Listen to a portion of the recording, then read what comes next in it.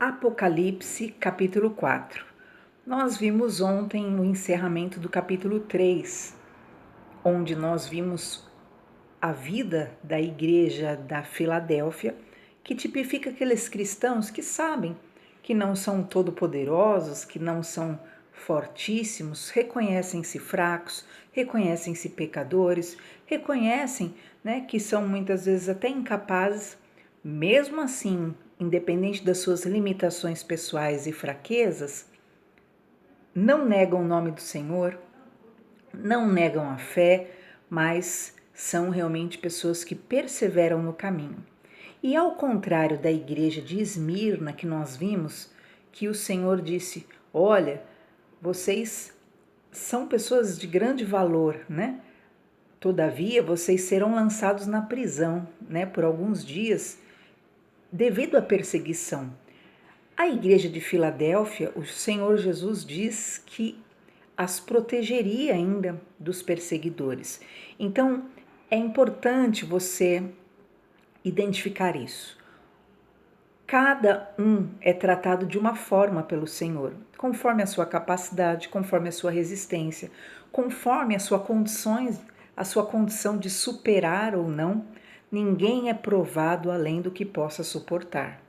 A igreja de Esmirna, Jesus falou: perseverem, sejam fortes até o fim, porque haverá uma provação de 10 dias e muitos serão presos. A igreja de Filadélfia, o Senhor Jesus disse: olha, aqueles, que têm ofendido, humilhado vocês, os religiosos da sinagoga de Satanás, eu farei que venham, se curvem diante de vocês e reconheçam que eu amo vocês, Então, a igreja de Filadélfia viveria realmente um grande livramento, assim, de honra. Então perceba que o tratamento é específico. E igreja aqui que nós estamos vendo não se trata somente no plano físico, É a igreja como pessoa. Ninguém é igual a ninguém diante do Senhor. Percebam que essas 7 igrejas revelam 7 tipos de características principais em pessoas, no humano, em igrejas humanas mesmo, Que Jesus as trata conforme o que elas são. Então, o tratamento de Jesus comigo é um, o tratamento de Jesus com você é outro, com cada cristão. Por quê? Porque ele vai tratar conforme as nossas deformações, as nossas qualidades. Se você for João, o próprio apóstolo que escreveu o livro de Apocalipse, ele foi alguém que, quando foi preso em uma ilha, Entende isso? Outros foram presos em celas, Embora na ilha ele foi preso, ele já era idoso, então nem sujeitado ao trabalho, que havia ali, provavelmente ele foi. Então, o modo que o Senhor Jesus trata é realmente conforme o coração, a pessoa. João era o quê? Aquele discípulo, aquele apóstolo do amor. Logo, o que ele dava era o que ele também recebia, até nos momentos das maiores dificuldades. Inclusive, ele foi o único dos apóstolos que não sofreu martírio, morreu de morte natural. E nós vimos ontem também a igreja de Laodiceia, nós não encerramos, que era uma igreja que, ao contrário de Esmirna, que nós já comentamos, Esmirna era uma igreja fisicamente, estruturalmente pobrezinha. Porém, Jesus falou: mas vocês são ricos. Por quê? Eles eram cheios das verdadeiras riquezas. Não eram pessoas medíocres, Não eram pessoas realmente desprovidas de valores poderosos, É como foi comentado esses dias, Uma autoridade dentro da mansão dizendo que não era para dar alimento para mendigo algum, para morador de rua, Então, o que é isso? Essa pequenez de alma, independente de um exterior, Está dentro de uma mansão, não faz nada e ainda criticando quem faz algo, para em prol do próximo, em prol do miserável, em prol do mendigo que está lá na rua. Então, isso o que é? Isso é a miséria interior, que independe do exterior. E é isso que Jesus via na igreja de Laodiceia.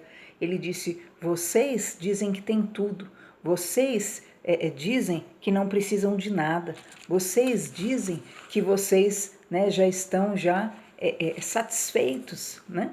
E no entanto vocês são pobres, cegos, nus e desgraçados. Você tem noção do que é receber, né, essa repreensão nesse grau do Senhor Jesus, literalmente, para eles?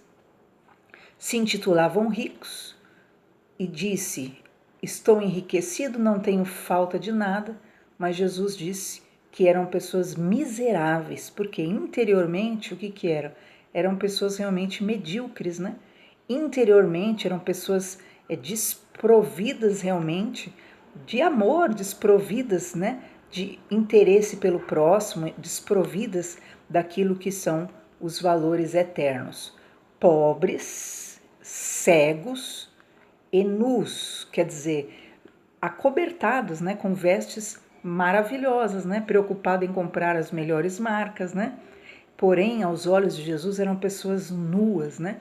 Pessoas miseráveis. Por quê? Porque na verdade não tinha nada além do que somente aparência e exterior.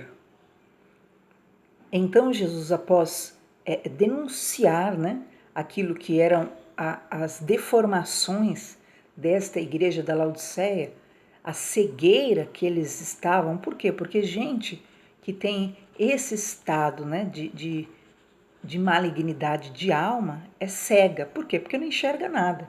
Esse tipo de pessoa se acha, né, maravilhosa, se acha, né, porque tem algo, porque possui algo. Assim era a igreja de Laodiceia, né? Porque tem algo, porque usufrui, né? Não enxerga nada, não vê como é uma pessoa ruim, como é uma pessoa má, como é uma pessoa, né, desprovida, né, de beleza, independente que se tiver, né, enxertada dos pés à cabeça, independente se tiver com cirurgia plástica da cabeça até a ponta dos pés, né, mas interiormente é uma pessoa desprovida realmente daquilo que é a beleza natural, espiritual e divina.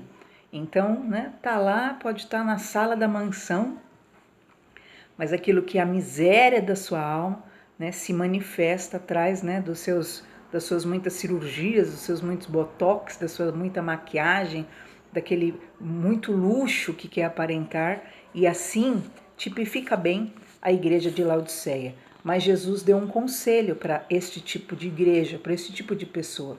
Aconselho-te que de mim compres ouro provado no fogo. Quer dizer, Jesus fala: compre do meu ouro, né? O ouro que é provado no fogo. Que ouro é esse, né? É a riqueza realmente que procede de Deus, é algo superior, né? Essa riqueza que o mundo apregoa como valor, como essencial. Eu aconselho que você adquira o meu ouro. Compre o meu ouro que é provado no fogo, né? É uma riqueza que a pessoa recebe, tem e foi provada mesmo, né? É um ouro puro, é uma riqueza bendita, eterna, gloriosíssima, os valores que vêm dos céus.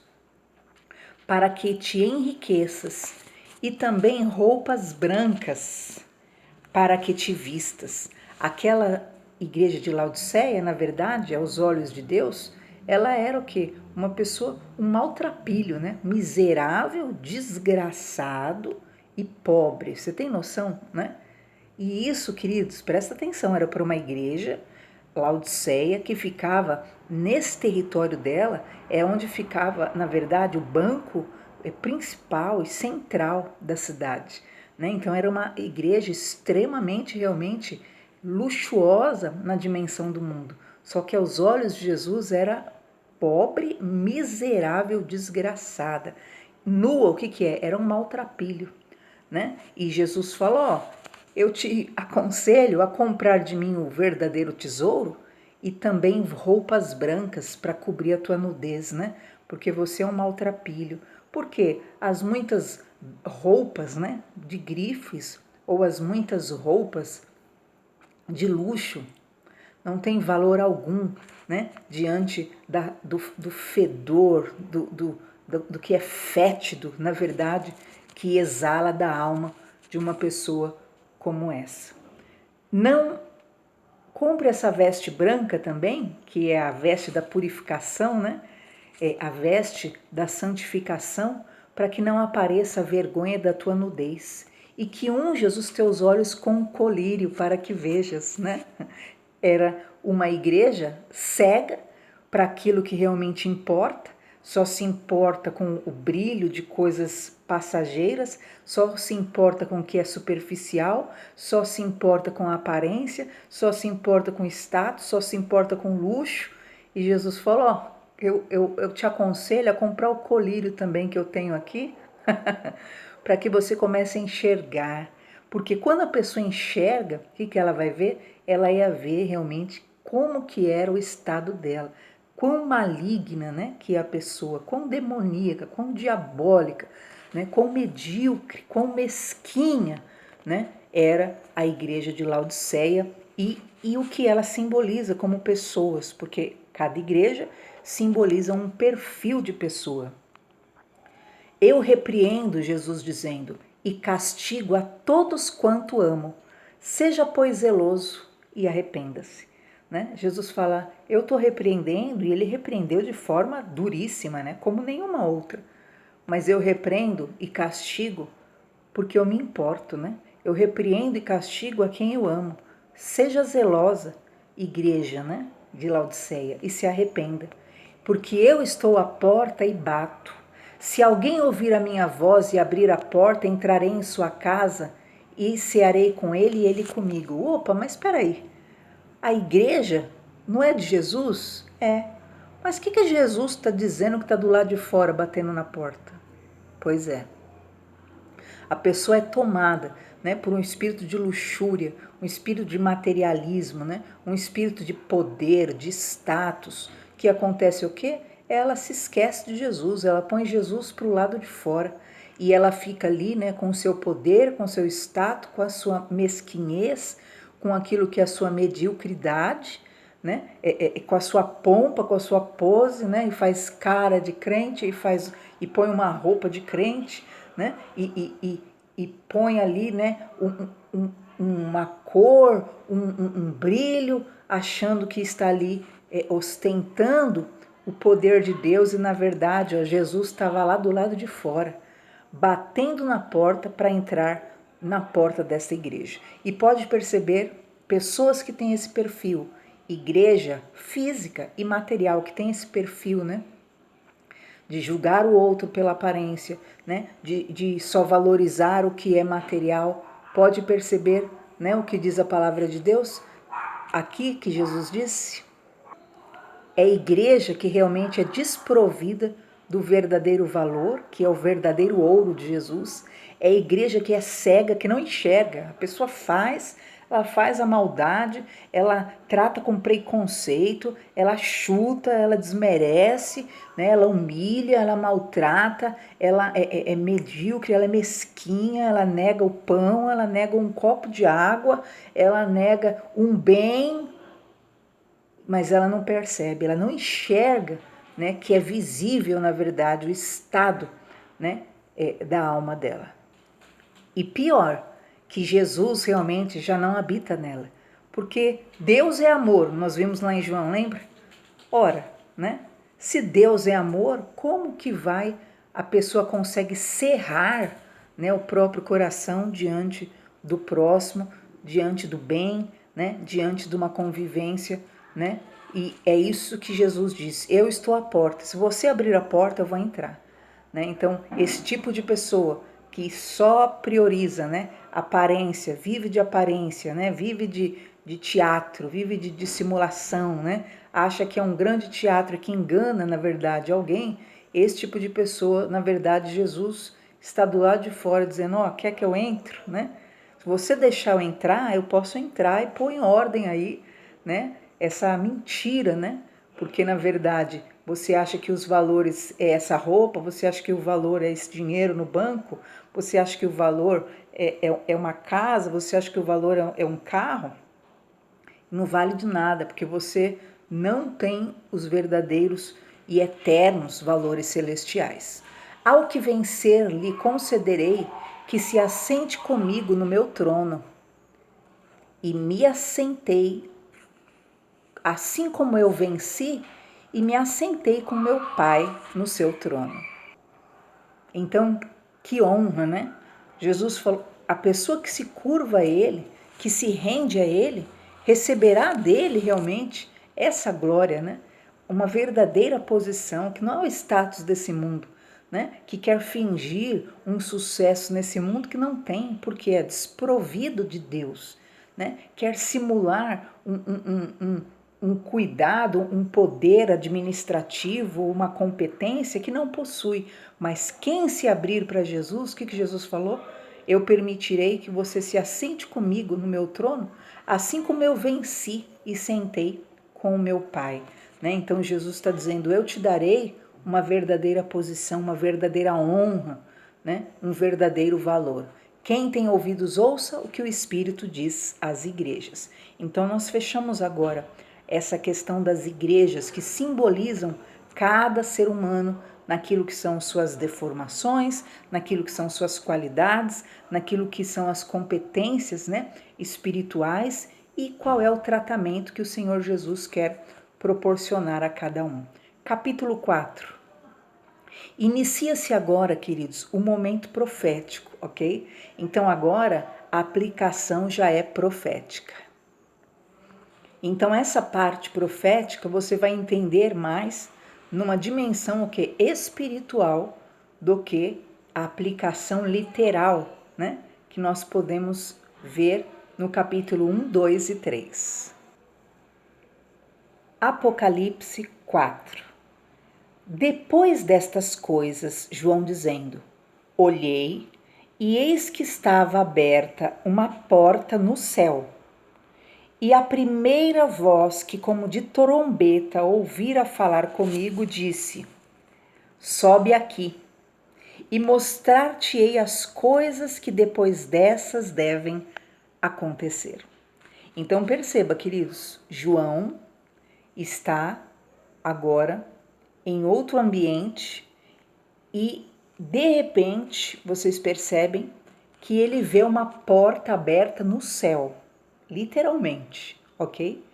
E quando ele vê essa porta aberta no céu, ele ouve uma voz como de trombeta, a mesma voz de Jesus lá atrás. Lembra no capítulo 1? Que Jesus o chama e se revela a ele? Repete-se, mas agora é no céu. E então, essa mesma voz diz: sobe aqui e vou te mostrar as coisas depois destas que vão acontecer. Então, as igrejas já estão estruturadas, as igrejas já têm um perfil e agora começa o tempo realmente da manifestação do que está por vir, do que há de acontecer. E logo fui arrebatado no espírito, e eis que um trono estava posto no céu e um assentado no trono. Então João novamente foi arrebatado no espírito, quer dizer, ele saiu de dentro de si, né? Quem já teve alguma experiência de arrebatamento, às vezes em sonho você teve uma pequena experiência, né? Que é o seu espírito sair do seu corpo. E é isso que aconteceu na plenitude, mas completo, né? O espírito de João sai do corpo e ele chega, ele entra nos céus. E então ele vê um trono. E neste trono, ele vê alguém assentado sobre esse trono. Perceba que lá no capítulo 1, ele vê Jesus, percebe? Mas agora ele verá o próprio Pai. E diz então, versículo 3, e o que estava assentado era na aparência semelhante a pedra jaspe e sardônica. E o arco celeste estava ao redor do trono e parecia semelhante a esmeralda. Queridos, ele vê ali um brilho imenso sobre aquele trono. Ele via o brilho, né, como o brilho do jaspe, né, que é uma pedra preciosíssima, e claríssimo também como cristal. E ele vê então, vocês viram aí, né? O sardônico, que é o quê? O vermelho, e a esmeralda verde, um arco ali, tudo resplandecente. E assim, na verdade, ele vê a imagem do Deus Pai, né? Ninguém nunca viu a Deus, mas somente o ser humano o viu na pessoa de Jesus Cristo, porque Deus nunca foi visto por ninguém. E aqui você percebe que João, ele olha e vê, na verdade, aquele brilho comparado a pedras preciosas, né? Como um branco, um transparente, deslumbrante, né? Matizado de vermelho, um arco-íris de aspecto verde, né? Uma representação do que Paulo disse a Timóteo, que Deus é uma luz inacessível, né? Então é que ele vê aquele resplendor e diz então que parecia semelhante à esmeralda, né? Todo aquele brilho, toda aquela glória resplandecente aos olhos de João. Imagina só, ao redor do trono. Então ele vê o trono, ele vê esse aspecto resplandecente e ao redor do trono havia 24 tronos. E via assentados sob os tronos 24 anciãos vestidos de vestes brancas, e tinham sobre suas cabeças coroas de ouro. Então esses 24 anciãos, a maioria dos teólogos defendem, e tem toda a base bíblica, que se tratam de 12 representantes das 12 tribos de Israel, lembra? E dos 12 apóstolos, ok? Ah, mas e aí? Judas morreu, então nós não sabemos se no lugar de Judas está Matias, eu acredito que não, porque Matias foi escolhido pelos apóstolos, ou Paulo, que eu acredito particularmente, com certeza, né? Porque Jesus pessoalmente escolheu Paulo para integrar, na verdade, o apostolado dos demais discípulos dele no início da terra. Então, João vê o trono de Deus e ele vê 24 tronos, 12 e 12. Então, as 12 tribos de Israel, lembra? Elas têm os seus respectivos representantes. E por que simbolizam, sim, né? Como nós vimos aqui, homens salvos. Porque Jesus, quando João viu a Jesus, perceba que ele falou que os cabelos de Jesus também eram brancos, né? Simbolizando o quê? Alguém maduro, um homem, na verdade, maduro, né? Um senhor no sentido, né, de vivência, de experiência. E aqui também esses 24 anciãos, todos tinham também esses cabelos brancos, né, como diz aqui, com vestes brancas, e tinham sobre suas cabeças coroas de ouro. Então eles vestidos realmente tinham uma forma humana. Você vai ver que no reino celestial, espiritual, não há formas humanas. No que concerne somente a terra, o que é terreno, o que passou pela terra, é o que tem forma humana lá em cima. E você vai ver pelo contrário, as formas lá são algo que na nossa concepção humana são bem estranhas, porque é muito superior à nossa visão, porque nós só temos essa visão mesmo do terreno, né? A forma humana, né? Estes tinham forma humana, né? Eram anciãos, idosos, né? No sentido de senhores, maduros e com as vestes brancas. Por que vestes brancas? Porque eles foram justificados por Deus, eles foram purificados por Deus. Não havia mácula, não havia mancha, né, na roupa deles. Não há manchas, né? Porque o Senhor lava, nos purifica, nos justifica e realmente nos salva. E esses tinham, né, esses vestidos, essas vestes brancas e tinham essa coroa de ouro, quer dizer, né, eles foram colocados realmente, eles eram representantes de territórios, de nações, etc. Havia, e deste trono saíam relâmpagos e trovões. e vozes. Então você imagina, queridos, a glória de Deus, né? E saindo relâmpagos, e saindo trovões, mostrando realmente o poderio de Deus, né? Porque Deus é superior, tudo está submetido realmente ao Senhor. E saíam relâmpagos e trovões que, na verdade, diz, né, que trovões, a voz do Senhor, né? A Bíblia fala, troveja o Deus da glória, né? Então, aquilo que são palavras de sentença, palavras de poder do Senhor, né, decretos, saem como trovões, saem como relâmpagos, para realmente acontecer. Eu particularmente tenho esse segredo, né? Quando eu ouço um trovão, quando eu realmente dentro do meu coração eu costumo orar ao Senhor, porque troveja o Deus da glória, né? Eu penso realmente que são muitas vezes decretos de Deus, né, a respeito de circunstâncias, né, punições severas de Deus. Então, tem esse sentimento também, né, de orar, falar, Senhor, o que está acontecendo, né, que se acalme, né, a sua ira, que a tua misericórdia venha sobre a humanidade, porque na verdade nós não somos dignos, né, de estarmos em pé diante do Senhor. E desses tronos saíam relâmpagos e trovões e vozes, e diante do trono ardiam 7 lâmpadas de fogo, as quais são os 7 Espíritos de Deus. Então, diante do trono de Deus, é interessante isso, né? Tem 7 lâmpadas de fogo. E essas 7 lâmpadas de fogo, na verdade, são os 7 Espíritos de Deus. Lembra que nós vimos lá em Isaías 11 o espírito de sabedoria, o espírito de conhecimento, o espírito de temor, né? O espírito de ciência. Então, consulte lá Isaías 11, você vai ver quais são os 7 Espíritos de Deus. Então, queridos, todo rei tem os seus conselheiros, não é verdade? E Deus tem os 7 espíritos diante de si, que são o quê? Aqueles, na verdade, né, que é o conhecimento, a sabedoria, a ciência, o temor do Senhor. Então, todos estão ali, na verdade, diante do Todo-Poderoso, né, acessível, né, e, na verdade, servindo-o.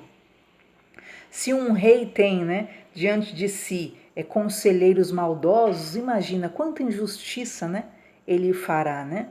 Pessoas malignas, né, que interpretam tudo errado. Quantos maus conselhos, né, interpretações errôneas dão para aquele rei, não é verdade? Se um juiz tem ali um rei, tem ali, né, conselheiros medíocres, né, que são manipulados por pessoas, que dão crédito a qualquer voz, quantos conselhos errados virão, né? A Bíblia diz que Jesus, ele não se deixa levar, né, por palavras, por falatórios, né? Ele realmente sabe, ele procura saber a verdade realmente das situações. E Deus, o Pai Todo-Poderoso, ele tem então esses 7 espíritos, né, de sabedoria, de ciência, e são tremendos realmente. Por isso que a justiça de Deus é perfeita, né? Por isso que tudo que Deus realmente realiza é com perfeição, é com maravilha. Quando Deus, queridos, resolve tomar uma decisão a respeito de alguém ou de algo, é porque, na verdade, né, houve a interferência, houve a influência desses 7 Espíritos de Deus. Como assim? Lembra aquela passagem que Deus queria arrancar uma árvore que estava infrutífera? Aí diz a Bíblia que o Espírito foi diante de Deus, o Espírito Santo, e falou, não, espera mais um ano, deixa eu preparar a terra, deixa eu fazer um suco aqui, né? Deixa eu arar aqui, deixa eu adubar, quem sabe, vamos dar mais um ano para ela, que quem sabe essa árvore volte a frutificar. E aí Deus fala, ok, vamos dar mais um ano, se não, corta. E Deus, ele tem esses 7 espíritos diante dele, que estão ali, que interferem, por isso que a gente realmente tem que estar ligado no Espírito Santo, porque é o Espírito Santo que o quê? Nos aconselha, nos ensina, nos instrui a respeito da vontade de Deus, né? Para que a gente o quê? Se acerte. Por isso que a Bíblia fala, não entristeça o Espírito Santo, né? Que o Espírito Santo sempre vai estar lá dando uma ajudinha para nós aqui na Terra, né? Para nós acertarmos, para nós nos posicionarmos, para nós realmente, né, agradarmos a Deus, né? Porque a árvore que não dá frutos, ela é cortada e lançada ao fogo. E a árvore que dá frutos, ela é podada, né? Para dar mais frutos ainda, porque essa é a vontade de Deus. E então havia diante do trono como que um mar de vidro, semelhante ao cristal, e no meio do trono e ao redor do trono 4 animais cheios de olhos por diante e por detrás. Queridos, diante do trono há um mar de vidro, como um cristal. Você tem noção o que é o mundo, o que é o universo diante de Deus? É esse mar. Um dedinho de Deus, ó, um mar de vidro, um mar de cristal. A unha de Deus assim, ó, pic, acaba com tudo, né? É como aquela Matrix, né? A verdade é essa. O Senhor só nos assiste. E ali, se ele pôr o dedinho assim, ó, acaba. O ser humano, né, se julga tão superior, tão poderoso. Quem é o ser humano, queridos? Né? Quem é o ser humano se não for a misericórdia de Deus? E aí você vai ver que começam então a manifestação dos seres celestiais, que não tem essa visão humana. Nossa visão é essa, né? É um ser humano, é braços, é perna, é rosto, mas aqui você vai ver que ele então vê ao redor do trono 4 animais cheios de olhos por diante e por detrás. Então ele vê do lado ao redor do trono tem 4 animais com olhos diante, na frente e atrás. Com o que diz aí? Cheios de olhos. Vários olhos. Essa mesma visão Ezequiel viu lá atrás e João vê de novo esses mesmos animais diante do trono de Deus. Ai, mas que horror, o que é isso? Não. No mundo espiritual, queridos, as figuras não são essas. Nossa dimensão é essa aqui, mas lá a dimensão é outra e nós vamos ver o que significam. E diz: o primeiro animal era semelhante a um leão. O segundo animal, semelhante a um bezerro. O terceiro animal, com o rosto de um ser humano. O quarto animal era semelhante a uma águia voando. E aqui então nós sabemos, e Ezequiel capítulo 1 teve essa mesma visão, nós vemos então que na verdade se tratam dos 4 evangelhos, se trata do poder do evangelho sobre todas as nações. Cada apóstolo, cada evangelista apresentou Jesus de uma forma.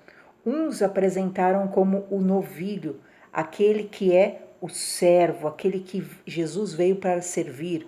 Outro apresentou Jesus como o leão, né? Aquele que tem a força, aquele que tem o poder. Outro apresentou a Jesus, como nós vimos aqui a palavra do Senhor, como um homem, um ser humano, ele veio em carne. Outro apresentou Jesus, que foi João, como a águia. Ele adentra aos céus, ele é aquele que subiu aos céus ressurreto. Então, os 4 evangelhos são figurados nessa simbologia desses 4 animais que são o poder do evangelho sobre a terra inteira, olhando por todas as vidas, olhando para salvar o máximo de pessoas para Deus.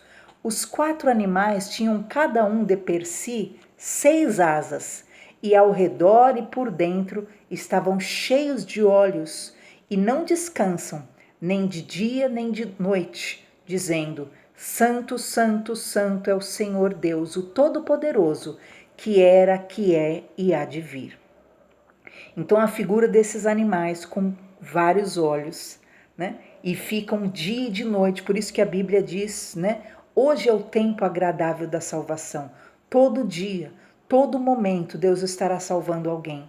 E este poder do Evangelho, esse poder da boa notícia do Senhor, é aquele que resgata vidas para Deus e é aquele que glorifica o nome do Senhor.